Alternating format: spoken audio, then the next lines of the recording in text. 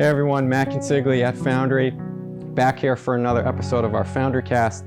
And today we're super excited and lucky, fortunate to be here on site with our special guest, Mike Deloia, owner of New England Flooring. Mike, thanks for having us today. Enjoy doing this. We're really looking forward to this conversation, but I want to start with, why don't you tell us a little bit of background about yourself and what you guys have going on here at the shop? So I've been doing floors for 37 years now. I started when I was 20 years old, and it's just my life. That's all there is to it. You know, you do something, if you focus on it and you do it right, and you make it your prime part of your life, then you're going to be fine. As long as you understand the floors and you learn more about education on it and follow the trends and what's going on out there. I've been on my own now for 24 of the 37 years. I worked for another company. I started in 85. I worked for them from 85 to just about 90. And then the economy kind of tanked in 90 here in Mass, and it really hurt a lot of businesses, and they had to downsize. So I was one of the ones that had to leave. I was one of the newer ones coming in. At 5 years old, I was one of the newer ones. And I worked for another company from 90 until 98, early 98. So 20 years old, you got your start. Why flooring? Did you know you were going to be into flooring, or? I actually didn't. I started working there, and it was a smaller company, so we all wore a lot of hats. You know, you could be unloading a truck one minute, taking down lights, other ones selling lights later on, and then that Friday night you go home and take a shower before you work the night shift there, because we worked long hours on Fridays, and you'd be selling a customer furniture, lighting, flooring, and sometimes appliances. So now this place opens up in 98, correct? Yes. What was going through your head? You're in your early 30s now. When you made the decision, it's time for me to be an owner, it's time for me to start my own business. What made you want to take that jump? I was working for another company, and I realized that I knew, without being negative, I knew a lot more than the actual owners knew about flooring. Not maybe the installation aspect of it, but the flooring itself. And I was going to seminars regularly. Every time there was a seminar, I was the one that was attending. Anytime there was something new being brought out to the industry, I wanted to know all about it. I went to that seminar. And when I wasn't having outdoor seminars, I was having indoor seminars with the sales reps explaining everything about the new products to me. And there was a lot of changes. If you look back at, say, 94, we were introduced to laminate rather. And laminate was never in this country before. People were like, what do you mean you got a floor that has to float? There's no glue holding it down, no gravity holds it down. So it was very confusing. So I had to learn everything about that. I went to every seminar I could on that. Now I want to pause for a second before we get more to the business. I have to ask you about your shop and what you have on the walls. You have these great old antique tools all over your walls here. Tell me a little bit about those and how you came by them. Well, in general, I think a lot of them are part of this industry, whether it's from the timber industry that ends up coming into the flooring. But I always like old things. I like antiques. It's kind of I'm a history buff as well. So that's been a fun thing. And what happened was when I first opened this part of the building, we wanted to have high ceilings. So even though we don't have a lot of floor space, visually you feel like it's bigger than it is. And we wanted the ceilings white as opposed to black, so it gives you even more volume. Mm-hmm. And we wanted to put something on the walls that was eye-catching. And so what we did, if you look around, we do have the pine walls on a good chunk of it, and we have the old tools. I think the tools that we look at today obviously are far different than the ones that we had 150 years ago, 120 years ago.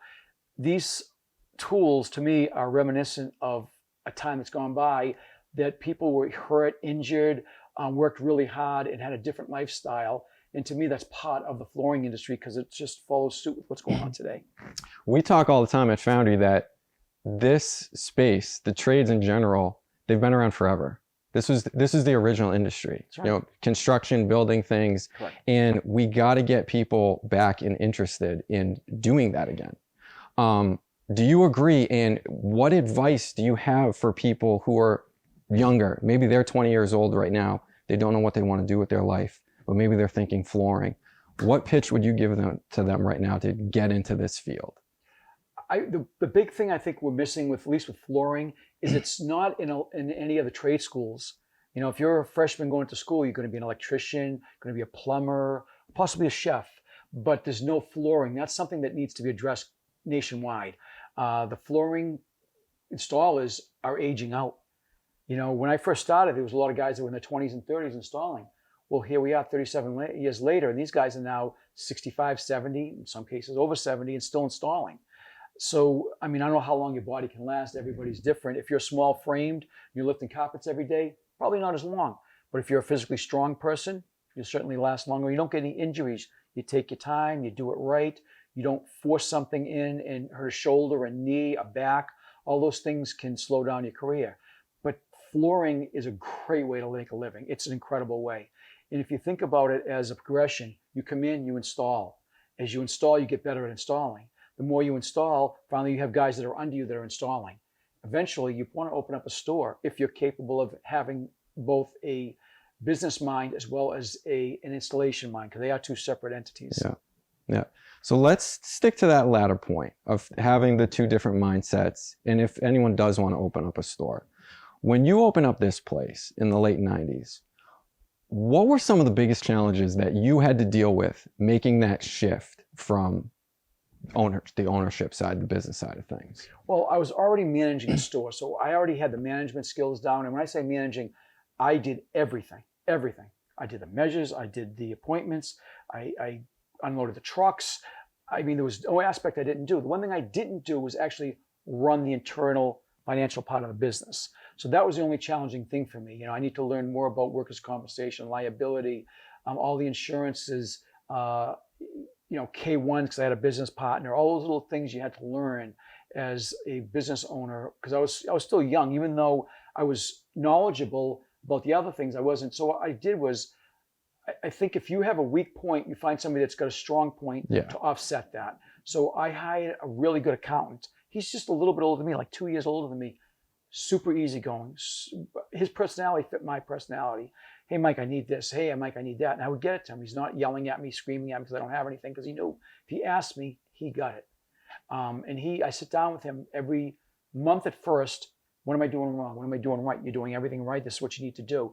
Change your profit margins, change this, do that. So I listen to him on the business part of it, not the running the store part of it. Yeah.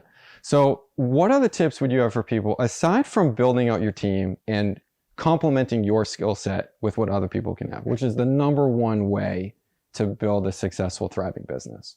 What other tips would you have to people who maybe are a little bit out of their depth in finance or accounting or marketing, whatever it is? What can people do just to learn and get more comfortable? Probably talk to somebody who's already owned a business.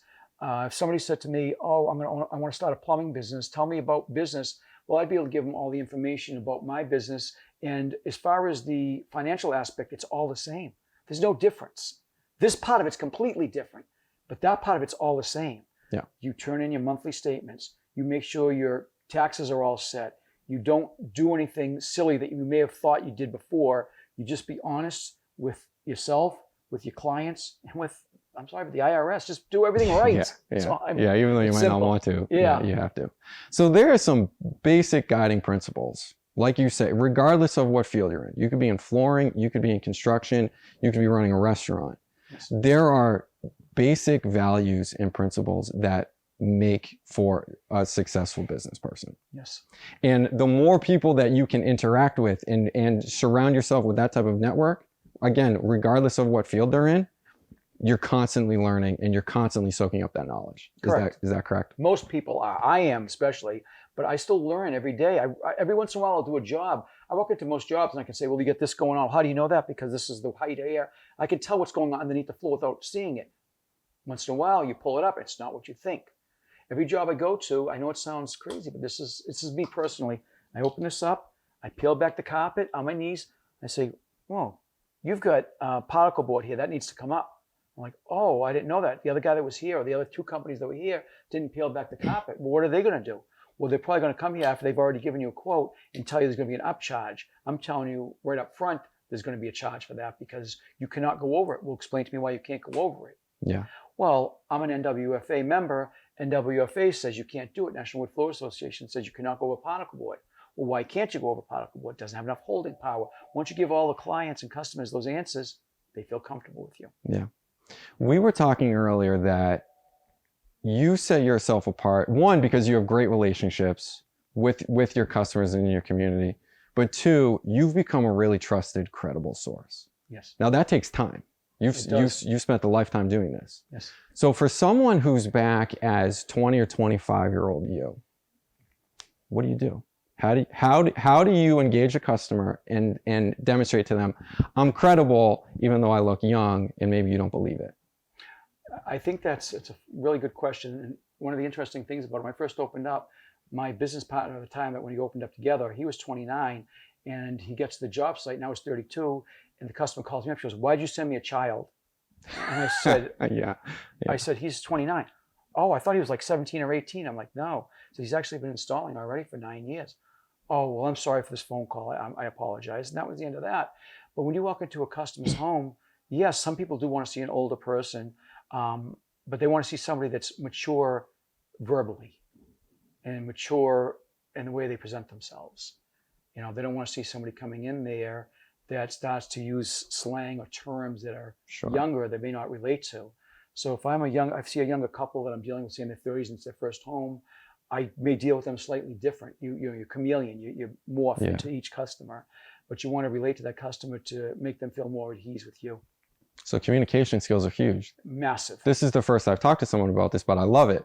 Communication skills, again, one of these important guiding principles of any business person. Your professionalism, your mannerisms, just how you present yourself.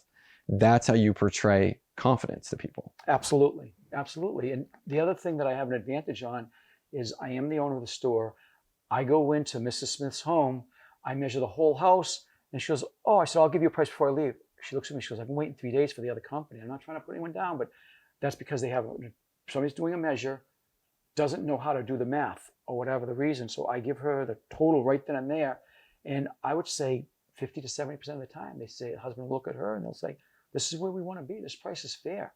You know, we already knew we were going to be in this range. Let's just give it to the job. Yeah. And the other people sometimes they don't even get back to them. Also, one of the most important things is if I tell Mr. and Mrs. Smith, I'm going to be there at 8 o'clock in the morning, I'm there at 8 o'clock in the morning. Sometimes I'm there at 10 of, but I am not there at 9:30 or I don't blow them off. You can't do that. You have a schedule. I have a calendar on my phone. I check it every single morning to make sure that I'm where I'm supposed to be and I'm there at the time I'm supposed to be. And if I can't be, I call them up and let them know I'm running 15 minutes behind. People will say, oh, it's only 15 minutes. That's on time. I go, well, I'm glad you say that. Makes me feel better, but it's really not on time. Yeah. I can't tell you, as a homeowner, as a customer, I can't tell you how many times we hire someone for the job and they're not communicative. They're not giving us deadlines. They're not following up on the status of the project. And we expect them there one day and they just don't show up. This is how you set yourself apart in this field. It is. And communications go a long way. And I get a lot of customers who will say, you know, your communications were great. They'll call me up, leave a message on the phone. I'll pick up the phone. I'll call them back 10 minutes later, 15 minutes later, 20 minutes later. I'll say, this is what's going on. Thank you so much. And that's one of the big things. I do get a lot of that is because of that. Yeah. So let's fast forward a little bit to today. Yeah. Tell us about what's going on with New England Flooring today. How's business? It's fantastic. I mean, we went through, if you've been in the industry long enough, you're going to see upturns and downturns. It's like a roller coaster. Yeah. You know, when we first opened up, 98, 99, 2000, with 3 really great years. 2001 went whoop, and then it came back up again. You know, in 2003, started getting better. 2004, 5, 6 were great. 7 started to take a downturn again. And then we had 2008, which was a horror show. That was worldwide. You know, they call it an economic downturn. I call it a catastrophe. Yeah. And, you know, your sales went kaput. We had people coming in the store that, you know, you get people coming to the store all the time. Before that, then all of a sudden you come in and you open up the store and it's crickets.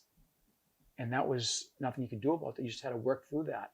Now, being part of a networking group in 2008 really made a difference for me. I joined it in 2008, and if I hadn't joined that group, I probably wouldn't have survived that downturn. Really? Because previous to that, most people, what they were doing was they were coming in and you want to do an advertising, so you'd go to the yellow pages, you'd go to local newspapers and all that. But that started to fade right around that same time. Technology changed everything. So in 2008, I was offered a chance to join a networking group. I went there, I sat down, and I listened to what they had to say, and that made a huge difference for me. I remember one time in particular that I was October 2010. was coming up and I had no work for the month, zero. I'm like, oh, this is not good. So I said, what I have to do is I have to find some work. I got a phone call from one of the roofer in the group. He said, hey, Mike. Yeah, he said, hey, do you do work out in Wellesley, Mass? I said, of course, everybody works in Wellesley, Mass. And I said, okay. He said, well, he said, I've got the house out there I'd like you to do. So I said, okay, great. So I said, I'll go out and measure. I met the contractor. He says, okay. So I measured everything up. I said, oh, here's the price. He goes, oh, that's fair. Some people zip code price. I don't. I don't care if you live in, a town that's well known for wealth or a town that's not. It doesn't matter. The price is the price. Yeah. So I went there and I gave him a price. He goes, oh, this is very fair. And he says, how long have you guys been with me? I told him. He says, they got experience. I went over everything with them. I got 2 more houses. You want to do 2 more measures today? I'm like, yeah. I was gone for 6 hours. Measured 3 houses. And I got all 3 jobs. That saved my entire month. And this happened in 2008. Yes. So it's okay. We can tell. What's the name of the group? Let's give them a quick plug. It was BNI. BNI. Yep. Okay. Now, aside from maybe that one job, that one relationship, what was it about this group that really kept you guys afloat? It was the loyalty within the group. It was the constant referrals, phone calls. You're not going to get every job, but if you and I are friends and I say to you, hey, I know somebody that does that. You want to give them a call? Now, you've already got credibility from that. So you're going to call that person, and now you're going to feel comfortable with that person because your friend does. And that goes a long way. Now, if I walk in there and I am honest and I'm upfront with everything, now you're going to feel comfortable. If the price is right, all the better. Yeah. So it's the network, it's the relationships. Correct. You don't get them all because some people are looking for the lowest price, and we're not going to offer the lowest price, but we promise you we'll be fair. And if you get 5 quotes, you're probably going to be somewhere in the middle, and you're going to get a quality job. Yeah. Our cycles, and that was a bad one. Some would say the one we're in currently, depending on your field, is a bad one. For other companies, we're in a great cycle right now. Are cycles created the same or differently? And are there different tactics that you've had to use to get through different business cycles successfully? Yes, it's absolutely. So when I first opened my doors, I didn't know, I'd already gone through one cycle, which was, the 1990 cycle, which was horrible here in Massachusetts. And a lot of business had moved out and we just got clobbered. So what happened was advertising with the paper was, everybody picked up the newspaper. Print was still live and active in that time. We had a website, but you've had to change that since then. So today, if you try to do what I did back then, it's antique. It's like trying to write on a stone tablet. It's not going to work. Yeah. So what I've done is I've got a great networking feel, like a thing is out there everywhere. I deal with a lot of real estate agents. Real estate agents are the heart and soul of the trades. If you can get into a group that has a lot, or a lot of real estate agents, whether it's a particular agency that has a location that you can deal with 5 or 6 out of that one, or you can deal with 50 or 60 or 100. Yeah. That's going to save your life moving forward and save your business moving forward. You have to have feelers out there. If you have 2 feelers out there and things get slow, well, you're probably not going to get a lot of work just from those 2. But if you have 100 real estate agents that you're talking to on a regular basis that will refer you, when things get slow, you're still going to be okay. Yeah. It may not be great, but you're going to be okay. Yeah. So that's a great tip for everyone. The real estate agent, whether it's residential or commercial, they are the center point. They're the focal point of every transaction. And that's flooring, that's carpentry, that's plumbing. They have to pull it all together. Yes. Yeah. Awesome tip. Awesome tip. Now, every high cycle inevitably ends. We have no idea when this one is going to end. Correct. But there are already talks of the stock market is on a roller coaster and people whispering recession word. What are you going to do to prepare yourself now for when this cycle runs out and maybe we get into a little bit more of a tough time? I've already done it. I've already got everything in place. I've done the best I can with what I've got in place, with all of the networking I deal with all of the social media. Social media is huge. And if you can get a good following on your social media, that also makes a huge difference. So what I do is I post a lot of the jobs that we're doing, not all of them because you can't get to every single job site, but I try to keep people active in my page. And when people see what we do, they know, oh, flooring, this guy does flooring. You want New England flooring to be the first thing you think of. Yeah.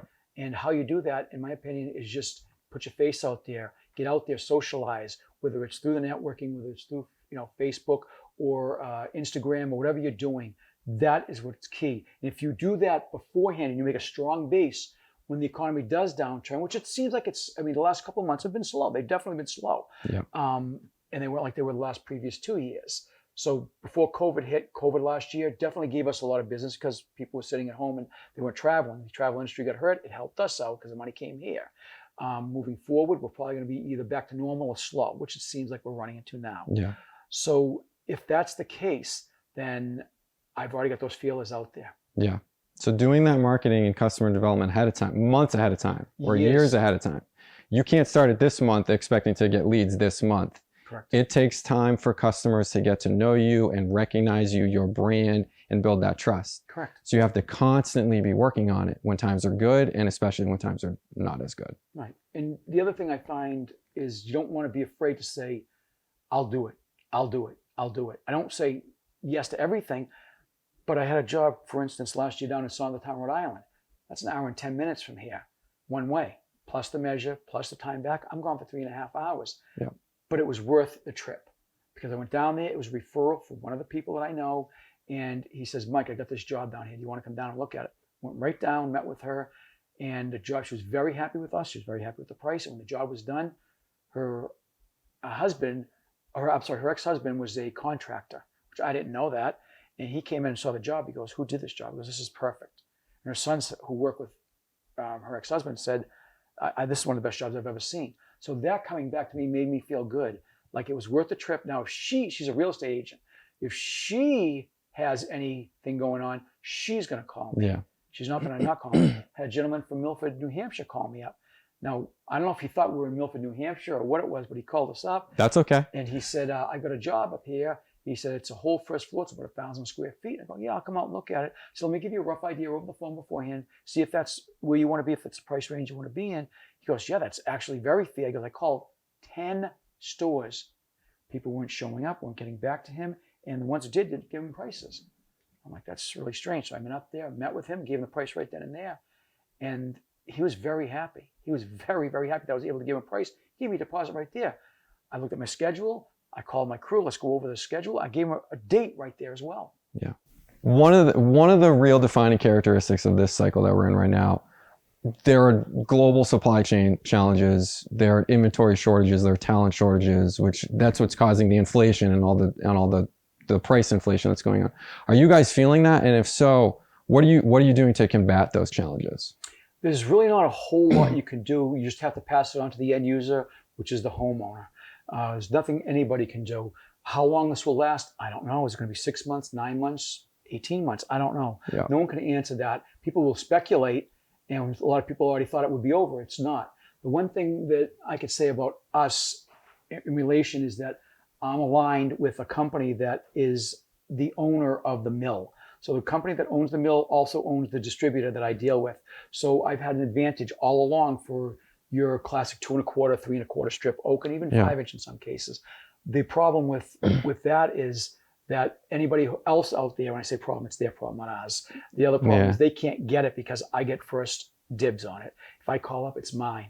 And people coming off the street who are working out of a van, you don't have that option. If you're working out of a van, any homeowners, you really need to make sure these people have workers' comp liability and all those other things. I can't tell you how many jobs I've done where people call me up, oh, I had this guy did a job last year and I got this problem with it. And I said, okay, well, let me go out and look at it. They go, can you fix this? I go, I can't fix this. He said, I'll be replaced.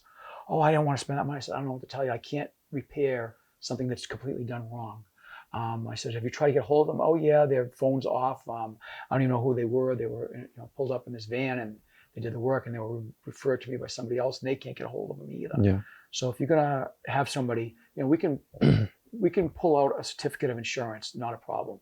We can give you whatever you need, workers' comp, liability. I mean, you can't not have it when you're a brick and mortar store. If you don't, the guy with the badge is going to show up and say, you got to close you down. So it's law. Yep. So if you're in a van, they can't always chase you down. You can run like that for years and years. Yep. So you hit on something that I want to go back to. You were talking about your supplier and you have this preferred relationship with that supplier. This is a theme that we've heard come up a few times now, speaking with other people, the supply houses are huge in terms of your stability, being able to even out inventory, being able to get access to it in a bind. Can you talk a little bit more about that supplier relationship and how you developed it, maybe how long it took to develop it and get to the status that you're in? Yes, I mean, the big thing is that if somebody approaches you and they have something to offer, don't say no and don't just poo-poo them and walk away from it, because you don't know what that person has to offer. So I listen to everybody, and if they have something viable, I'm going to open my ears even wider. And this was a sales rep that I'd done business with for quite a few years, and I just started doing more and more. First of all, he's likable, he's knowledgeable, and we work well together. We get along really well together. So as time went on, we just kept on building a relationship and made it stronger. And I mean, I'm one of his biggest clients in all of New England. So it's helped me out a lot, because now I have that leverage. Hey, can you help me out? I don't say you need to do this for me, because that's wrong, but I need you to help me. Can you please help me?